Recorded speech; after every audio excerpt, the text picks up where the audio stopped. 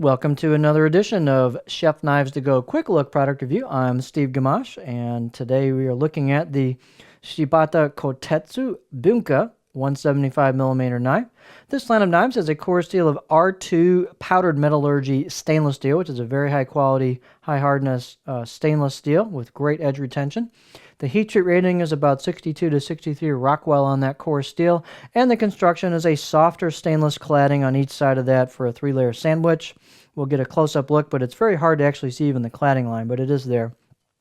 So it's an all stainless knife, very lightweight considering the size of this blade. So these are light and thin, laser style knives. The weight is 123 grams, about 4.3 ounces. All these dimensions of weights will vary just a little bit from knife to knife. Blade length on this one, about 177 millimeters, 7 inches. And the overall length around 12.8 inches.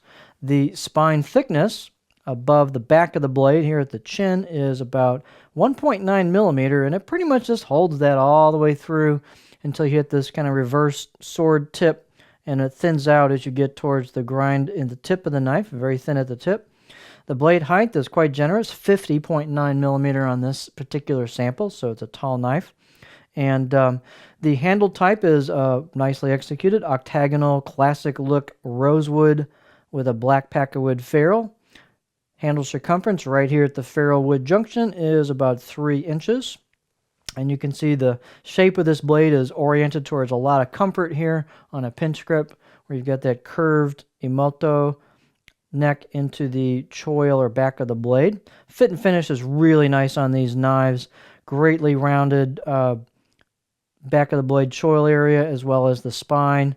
Nice out-of-the-box sharpnesses. I'll give a good solid 6 or 7 out of 10. Really sharp out of the box. Let's get a close-up look at it. Again, these have a high-quality fit and finish to them. You've got chiseled kanji. And it's going to be really hard to show, but there is a cladding line. It's so faint it's hard to show. That's about the best I'm going to be able to do right there. And these really get thin towards the edge. The grind on these is quite nice. Even though they're thin knives, you still have a perceptible grind when you run your finger down the blade. And you can feel that grind, and it thins out nicely. This is a high-performance knife. And the tip really is thin. This will fly through soft product. Let's look at the balance point. And then we'll check out the profile and the cutting board and so on. Balance point for me is about right there, which is just a little behind my pinch grip. Very nimble feel because of that. It's definitely not real blade heavy, but very light and nimble. This might make a great line knife if you've got limited space. Got a nice tip for detail work.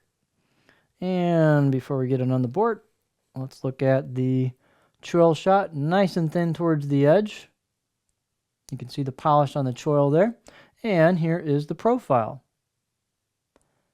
Almost Nakiri-like profile. Let's look at it on the actual cutting board.